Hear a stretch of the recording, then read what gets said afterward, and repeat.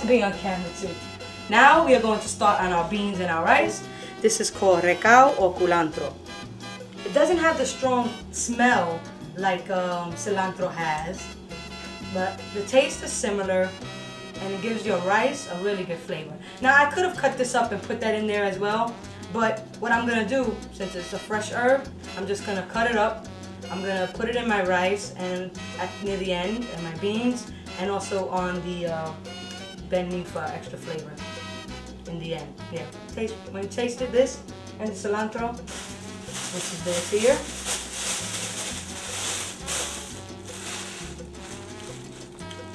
This one has a stronger smell, but they taste almost the same thing. Yeah, you always want to get a nice fresh green bunch. You don't want it to be black. Usually they have it sitting in water, the roots, and you can just see it's nice. It stands up on its own. It's not wilted and crappy looking. The only thing with these, they have a lot of dirt in it, so you have to soak it in water, some cold water, let the dirt filter out, and then you can either let it dry and just cut it up. This is what I'm going to be using for my beans. So I'm going to use the frozen one that I already have and place that in here and cut this up a little. Let me put my flame on. This is this same mixture, frozen. It's sofrito. And the sofrito is the onions, the garlic, the sazon, all those mixtures that I made earlier for the penne. That's that right there, frozen. Going to take some olive oil, extra virgin olive oil. Goya is the best. Oil up my pan.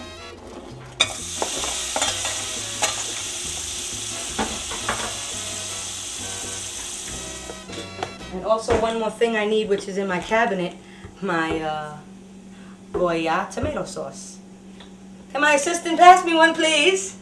And you can leave that little bone piece in there because it just tastes good. Flavor. The more flavor, the better. You know, you take that out when you serve it, but as far as cooking with it, it's good.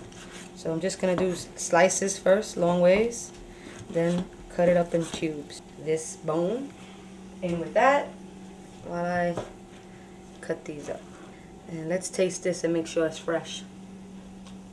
Yep, fresh. Tastes good. So I'll take this, transfer it to my pot, which is, so I lowered it now. That frozen sofrito is breaking up. It's starting to smell really good. I'll raise my flame a little more.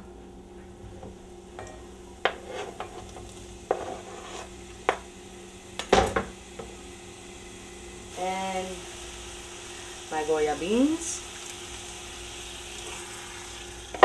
So I'll say this will be good for 8 people. And this is my tomato sauce. I don't know if I showed you that already. So you put 1 can of tomato sauce, your beans. I'm going to add some water to that. 2 cups of water. Now we just let that sit until all those flavors start coming together. I wish you guys could smell this. It smells so good. And that takes about 20 minutes to 45, and it's done. But you want to let it cook. Like I said, I'm put the medium heat, medium low. I'm just gonna let it simmer. And once it comes to a little bubbles start forming, I'm gonna cover it and let it sit for the rest of the cooking time. And then we'll come back and taste it. We'll see if it needs more salt, more pepper, anything like that. Here's my rice.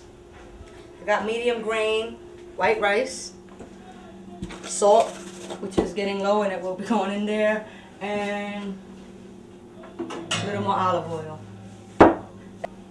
When you make white rice, you want it to be nice fluffy. It's 2 to 1. 1 cup of rice, 2 cups of water.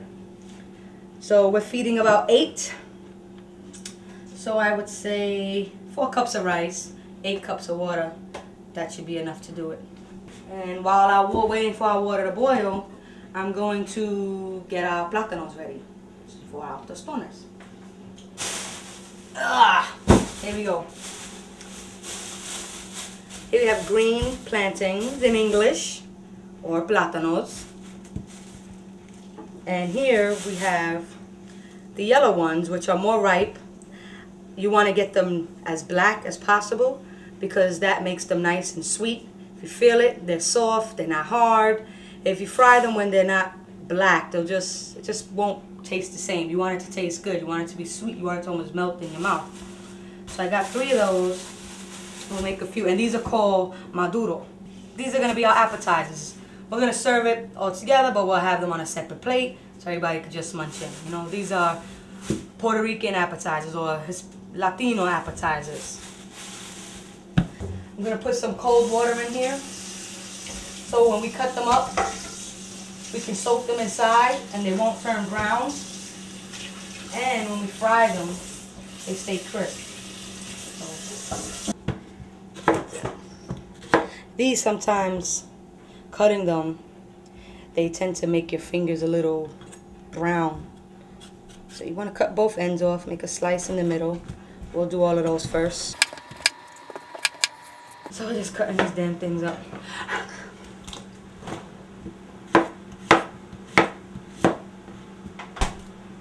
Let's check on our water, see if we got it boiling yet. Yeah, we got a nice little boil going there. So into that goes our rice.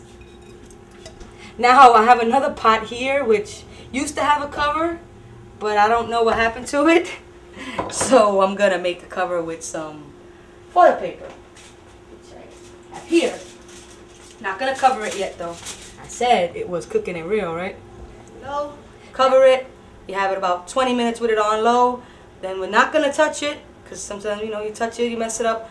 Gonna leave it 20 minutes with the flame off, covered, and then we'll come back and check it and fluff it up, and it should be fine. Get some more garlic. And this will be, it's gonna be a dipping sauce for the tostones.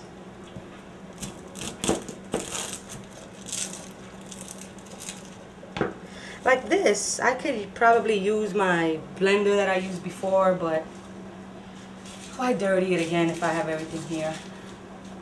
So now, we're just gonna cut this up and cut it up until it comes to a paste by itself. Ah! Psych. This is why when you're cutting, technique to use is bending your finger so that your knuckles are your guide and you don't chop off your little tip.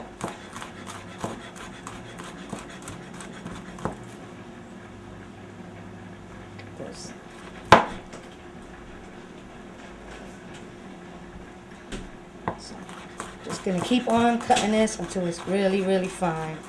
Rough chop now. Woo! Almost got myself. And we're going to take out the little skin pieces that, not on my finger, but the garlic skin.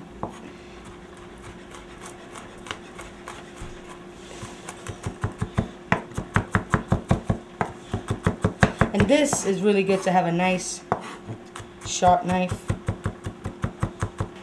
Or entraña, skirt steak. And I would do the same thing with the garlic, except to this I would add some cilantro and the olive oil, and then you put that on top of your steak and you can burp all night. Me and my husband have burping competitions of who smells the worst after we eat that. Woo. Now that's a garlic. Put a little more salt and the olive oil. That's about 1/4 cup. So what was that, 1 whole garlic head? And you can see when you use olive oil, that richness and color. And now we have to taste it. A good thing to taste this with would be some Italian bread, toasted, or a tostone, which I'm not done yet. But I'm just going to use my tongue for now. Yeah, good. Cameraman, want to try this?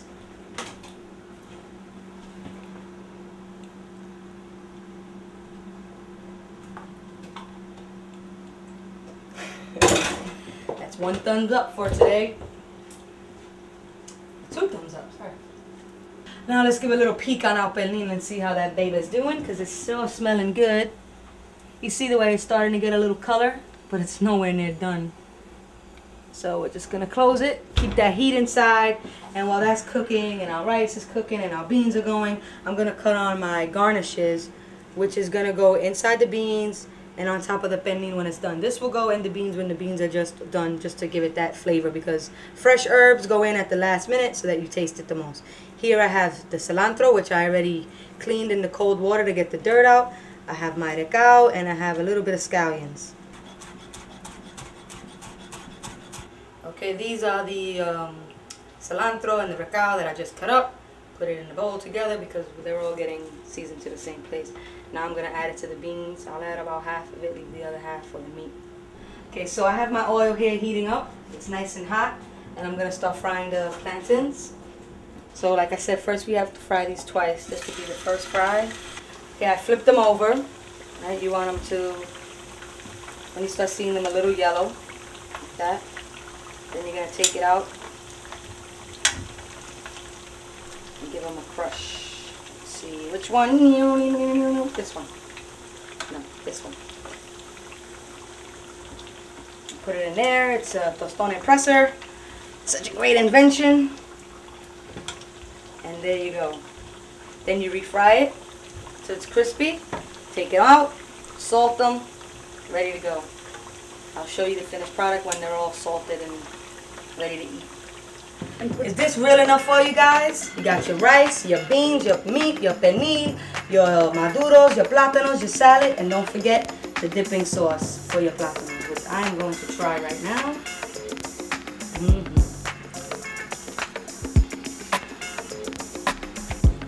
This is so good.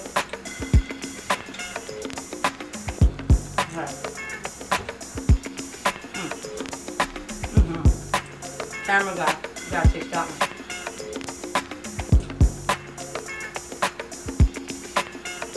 This is the finished product. This is how I would serve it if I wanted to impress someone. This is how I got my husband. After this, he married me.